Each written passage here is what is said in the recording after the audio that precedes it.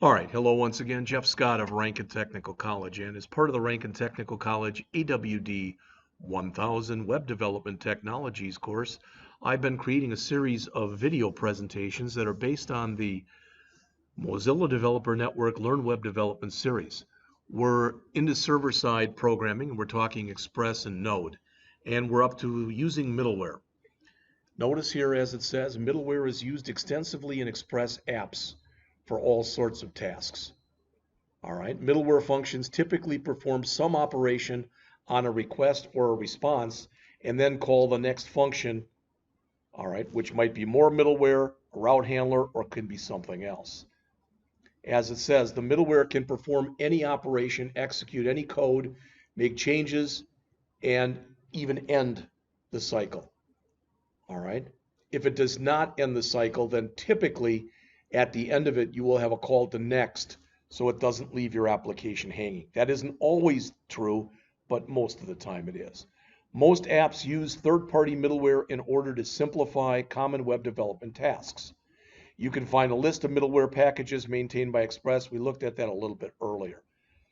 To use third-party middleware, you first need to install it. For example, to install Morgan, which is logger middleware, you would literally just do this. So I would bring this up, and if I want to keep that running, I can. So I'll just bring it up. So let's bring up another instance of our terminal. All right, and let's bring this back up, and now this. So to do this, as it says there, I would just type in npm, which is invoking the Node Package Manager, and I'm telling it to install, in this case, Morgan. And it spins and it goes through and it checks on some stuff. All right, so it says it added 4 packages. Now when I do my ls -l, for example, all right, it doesn't look like things have changed. However, what I want you to see, and I wish I'd have shown you this previously, I didn't, which is okay, but I just want to show it to you, and that is, if I open up again my package.json, and I haven't added this to it, what was added to it for me was Express and now Morgan. They were added as dependencies, all right?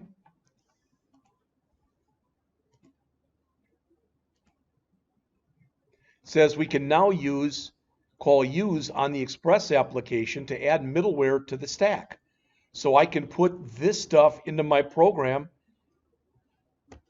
right there. Again, notice I've got to add Express, add logger, which is what Morgan is.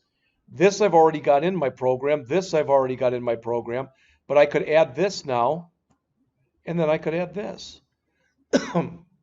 As mentioned here, middleware and routing functions are called in the order they are declared. For some middleware, excuse me, the order is important. All right, you must put it in a specified order. It is almost always the case that it's called before setting routes. And if it didn't do that, as mentioned, your route handlers wouldn't have access to the functionality that it needs.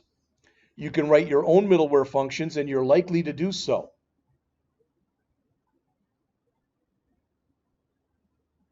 It says, if only to create error handling code. The only difference between a middleware function and a route handler callback is that the middleware functions have to have that next put in there to let it know that when you're done, go on to the next thing. So you'll notice with our middleware, we need next. If we're calling built-in middleware, we don't need it. All right, as we declare the middleware function separately and then set it above, we declare the middleware function separately and then set it as the callback. In the previous route handler function, we declared the callback when it was used. You can do it either way is what they're saying. And the Express documentation has got some excellent resources in there for you. All right, you can use the Express static middleware to serve static files, including images, CSS, JavaScript, and JavaScript. Static is the only middleware function that is actually part of Express. For example, you would use the line below to serve images CSS files and JavaScript files from a directory called public. In essence, what this means is once you put that in, anything that is located inside of a folder called public is now going to be available to your application. You can call static multiple times to serve multiple directories. If a file cannot be found, then it'll be passed on to subsequent middleware. You can also create a virtual prefix, as it says, for your static URLs. This is all stuff we're going to be covering as we go on. All right. Errors are handled by one or more special middleware functions that have 4 arguments instead of 3. And the 3 that you get with non-error are these 3, which are your request object, your response object, and your call to next. This is error. So what do you want to do? Now, this is the simplest way to handle it, is just send it out to the console. All right. But, you know, and they're also sending a 500 status back that says something broke. All right. And typically you'll want to do something, because if it's a severe enough error, you'll want to stop processing. All right. It says these can return any content required, but must be called after all other app use. So routes and routes, so that they're the last middleware in the process. All right. Express comes with a built-in error handler, which takes care of any remaining errors that might be encountered in the app. All right. The stack trace, we'll talk about this in just a bit. HTTP 404 and other errors, status codes are not treated as errors. If you want to handle these, you can call a middleware function to do so. Again, we'll get into all this. We'll also, when we go through this tutorial, or that they have you create, we will be using Express with a database. As it says, it can be used with any database mechanism supported by Node. And here are some examples. Now, SQLite and MongoDB, those 2 examples at least, are 2 examples of NoSQL databases. All right, MySQL is an example of a regular SQL database. I shouldn't say regular, of an SQL database. In order to use these, you must first install the database driver. For example, if you want to be able to use MongoDB, you've got to put this in. The database itself can be installed locally or on a cloud server. Locally meaning it's on the machine itself. On a cloud server, which means you can actually, for free, go and create and put it out there. We will look at how to do both in the AWD 1111 class. In your Express code, you require the driver.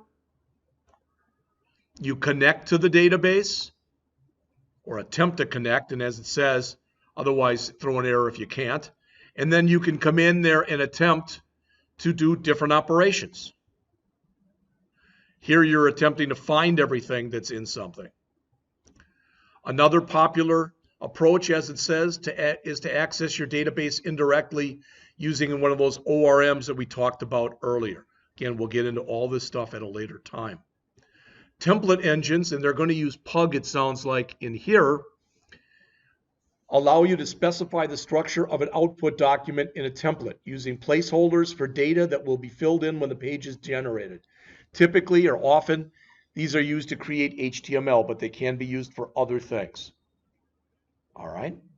The appearance of the template will depend on the engine that you use. Did they mention one in here? Yeah, it'll be in here, but it won't be some. This will be something like Handlebars or Pug or whatever. We'll look at that later. All right. Express makes no assumptions in terms of structure or what components you use. Routes, views, static files, and other application-specific logic can live in any number of files in any directory structure. In a later topic, it says we'll use the Express application generator to create a skeleton that we can use to get started. All right, congratulations. You've completed the first step in the Express Node journey. You should now understand, or at least we've been introduced to Express and Node's main benefits and the parts of an Express app and what it might look like in a program. All right.